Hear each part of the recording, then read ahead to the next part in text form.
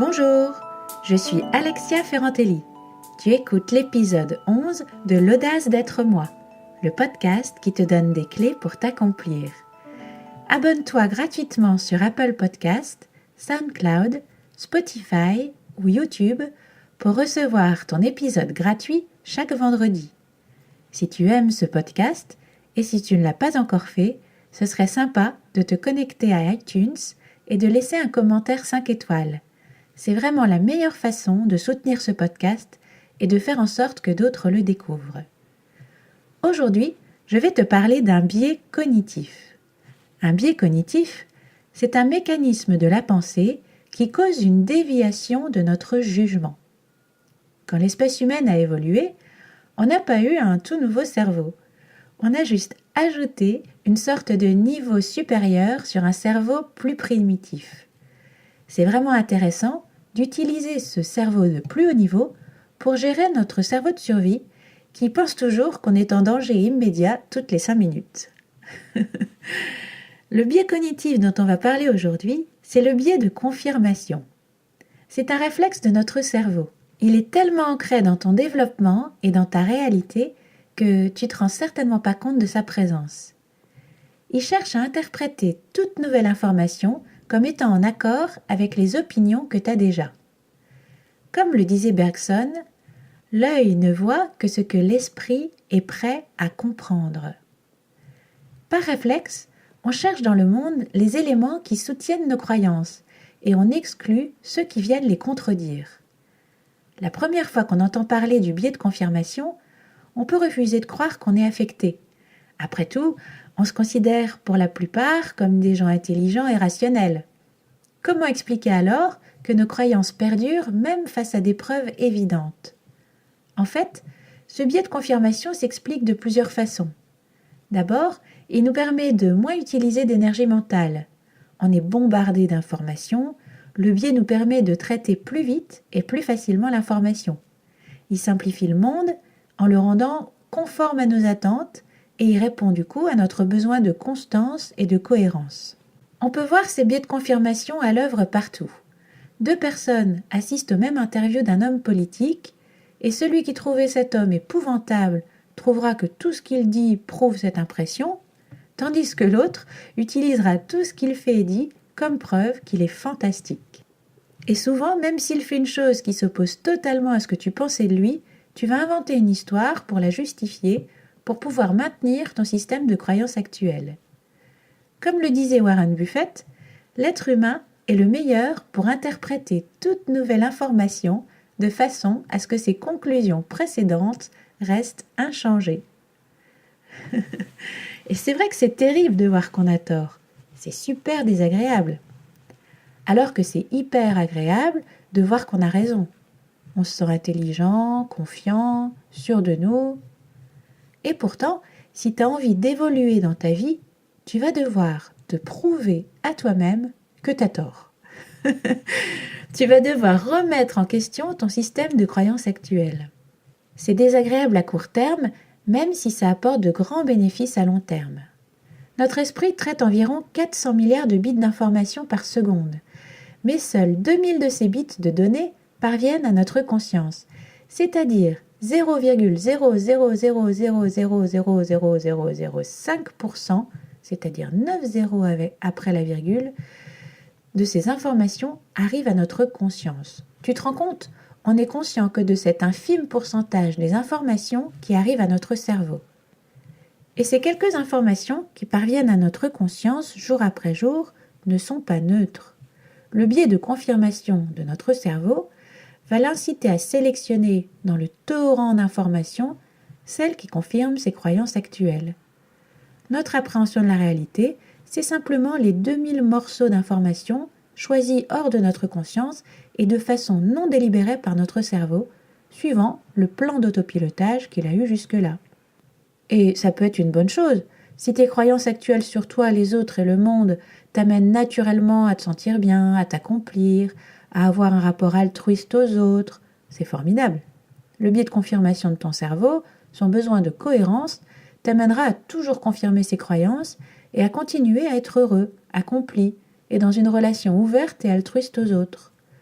Mais si tes croyances sont que tu ne vaux rien, que tu n'y arriveras jamais, que le monde est sans espoir, qu'il faut se méfier de tout le monde, etc., ton cerveau n'aura de cesse que de confirmer ça en sélectionnant les souvenirs et en sélectionnant et interprétant les faits qui te maintiennent dans cette représentation. Tu pourrais même t'inventer des histoires auxquelles tu croiras dur comme fer. Si tu n'as jamais prêté attention à ce à quoi tu penses, tu ne connais pas les pensées récurrentes qui conduisent à ton biais de confirmation. Il peut s'agir de croyances très anciennes, basées sur des conclusions que tu as faites il y a très longtemps quand tu étais enfant et que ton cerveau continue à perpétuer. On est convaincu que le monde est comme ça, ou qu'on est comme ça. On ne réalise pas qu'il y a une pensée sous-jacente dont on n'est peut-être pas conscient, qu'on cherche constamment à prouver comme vrai. Si tu crois que quelque chose ne va pas chez toi, tu peux regarder ta vie et trouver de nombreuses preuves que c'est vrai, et en obtenir constamment la confirmation dans les événements de ton quotidien, dans ce que les gens disent ou en imaginant ce que les gens pensent. C'est pas vrai pour autant. C'est juste ton biais de confirmation qui est à l'œuvre. Il peut y avoir une interprétation de la réalité totalement différente pour une même expérience. Certaines personnes qui ont été maltraitées ou abusées étant enfants se considèrent comme des héros pour avoir survécu à ça. Ils se vivent comme plus forts et utilisent ça dans leur vie pour être plus puissants dans le monde. D'autres personnes ayant vécu la même expérience vont s'identifier à des victimes.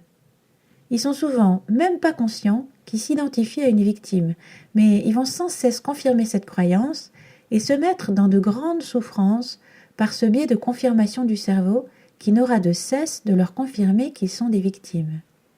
Et ce qui est dingue, c'est que des faits contraires à ta croyance ne vont pas forcément changer ton biais de confirmation.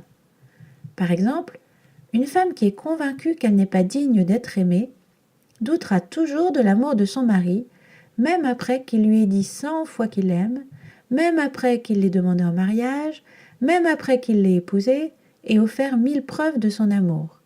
Elle ne va pas croire toutes ces preuves, mais chercher et trouver dans sa vie toujours les petites choses qui pourraient la conforter dans sa conviction qu'elle n'est pas digne d'être aimée et que donc son mari ne l'aime pas. Parfois, des centaines de faits pourraient te prouver que ta croyance est fausse et ça ne te fait pas changer d'avis.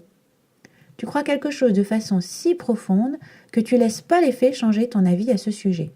Quand tu crois depuis toujours quelque chose et que le biais de confirmation t'a amené à constamment confirmer cette croyance, t'as vraiment l'impression que c'est vrai et t'as pas forcément envie de modifier ta croyance. Et pourquoi inconsciemment est-ce qu'on n'a pas vraiment envie de modifier une croyance, même quand elle nous fait du tort? C'est parce que ça nous obligerait à changer notre identité. Ça nous obligerait à changer notre expérience de nous-mêmes. Et ça, c'est pas évident. T'es d'accord? Ça nous déconcerte. Ça nous fait nous sentir mal parce que on sent que ça menace le cœur même de qui nous pensons être. Réinterpréter la réalité, c'est fatigant. Si on l'a interprétée d'une certaine façon toute notre vie, notre courant de pensée sous-jacent habituel nous demande très peu d'énergie. Donc, si on regarde le monde comme un endroit horrible, c'est très facile de continuer à le regarder comme ça. Réinterpréter, changer ses croyances fondamentales, par contre, ça demande des efforts. C'est un travail, c'est déstabilisant. C'est beaucoup plus facile de s'en tenir à son système de croyances habituel. Notre cerveau aime être efficace. Changer de système de croyance est l'opposé de ce que le cerveau aime faire naturellement. Notre cerveau aime naturellement interpréter facilement les faits en confirmant et en ayant raison sur ce qu'il sait déjà. Quand on se rend compte qu'on a une tendance inconsciente à être sélectif sur notre perception de la réalité, ça développe notre capacité à reconnaître nos erreurs. Parce qu'un moyen de contrer ce biais, c'est bien de chercher l'erreur. Chercher l'information qui contredit ce qu'on pense. Autrement dit, la stratégie consiste à accepter l'idée que les erreurs sont inévitables, à se préparer à en faire et à apprendre d'elles. Il faut être ouvert à la possibilité de se tromper sur des idées tout à fait fondamentales. Il faut accepter l'idée qu'on a peut-être tort parce que le tort ne tue pas. mais au contraire, permet d'apprendre et de progresser. Est-ce que tu es prêt à avoir tort à propos de ce que tu crois de toi, des autres et du monde? Est-ce que tu es prêt à repérer quand tu as une croyance limitante qui t'empêche de t'accomplir dans un domaine et est-ce que tu es prêt à supporter l'inconfort de la remettre en cause? Il faut avoir du courage parce que quand tu commences à changer ton système de croyance, ton cerveau qui anticipe tout comme une menace le verra comme une menace.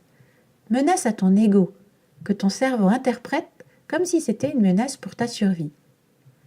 Avoir tort. T'as remarqué quand quelqu'un dit « t'as tort, tu te trompes », comme tu te sens immédiatement sur la défensive?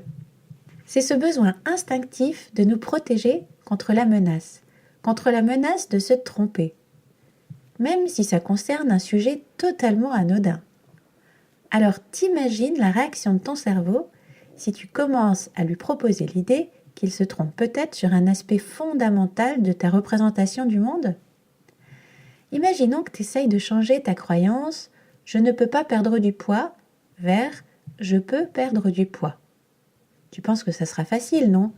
Tu te dis « cette croyance est tellement meilleure, j'ai tellement envie d'y croire que mon cerveau va l'adopter facilement. » Mais ton cerveau voit littéralement ce changement de croyance comme une menace contre toutes les expériences et connaissances qu'il a déjà accumulées pour confirmer que tu ne peux pas perdre de poids. C'est ça qui est dingue. On apprécie vraiment la confirmation, même si la croyance est terrible et nous fait du mal. Le fait d'avoir tort et de changer de croyance est littéralement perçu comme une menace pour ta survie. Et donc, il faut vraiment avoir de la compassion pour toi-même et ta propre réticence à changer tes représentations pour évoluer positivement. Si quelqu'un pense qu'il ne pourra jamais s'accomplir, parce que quelque chose ne va pas chez lui, il écoutera peut-être mon podcast Les bras croisés en se disant « Oui, bien sûr, je suis très déterminé à m'accomplir. » Et si je lui dis « Mais oui, bien sûr, t'as tout en toi pour t'accomplir. » Une part de lui très profonde va dire « Je te crois pas, ça s'applique pas à moi pour telle et telle raison. » Il est carrément dans son biais de confirmation. Il veut avoir raison sur un sujet pour lequel il ne veut pourtant pas avoir raison. C'est fou, non? Ce mécanisme-là est à l'œuvre quand tu veux te mettre au sport et que tu n'en as jamais fait. Quand tu veux arrêter d'être addict au travail alors que tu l'es depuis des années. Quand tu veux perdre du poids, devenir quelqu'un d'ordonné, sortir de la tristesse, changer ta relation aux autres, à toi-même et au monde, pour quelque raison que ce soit.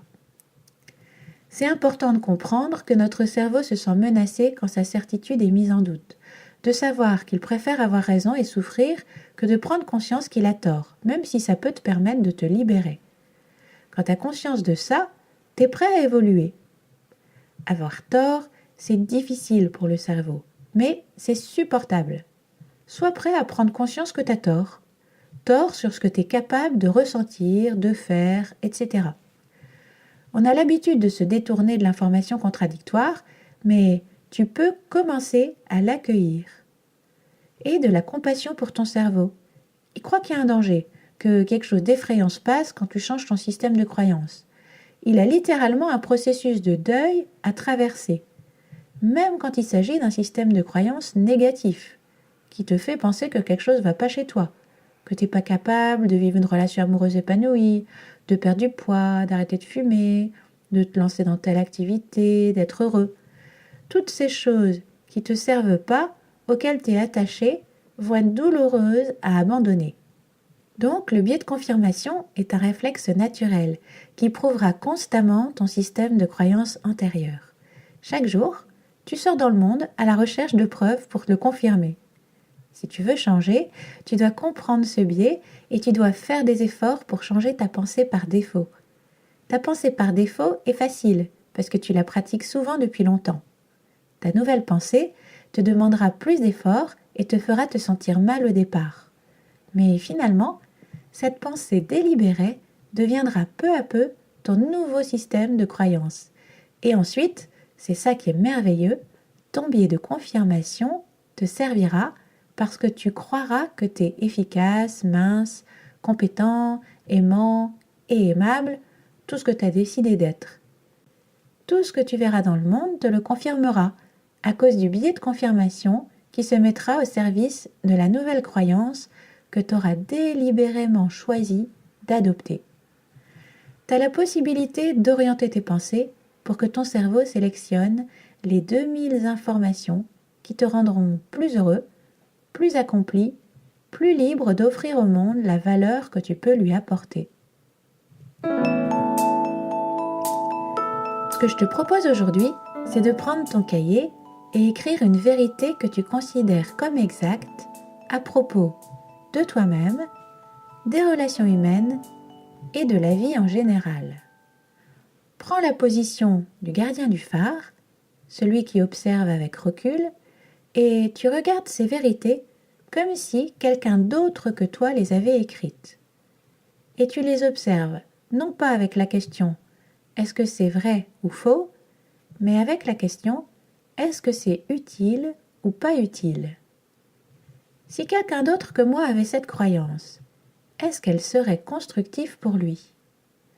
Est-ce qu'elle lui ferait du bien ou est-ce que ce serait un frein ? Comment est-ce que ça l'amènerait à agir ?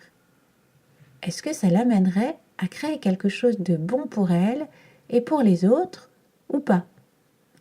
Et si tu identifies qu'une de tes croyances n'est pas utile, pas bonne, pas belle, cherche 3 exemples qui te prouvent que cette croyance n'est pas une vérité absolue, qu'elle peut être contestée.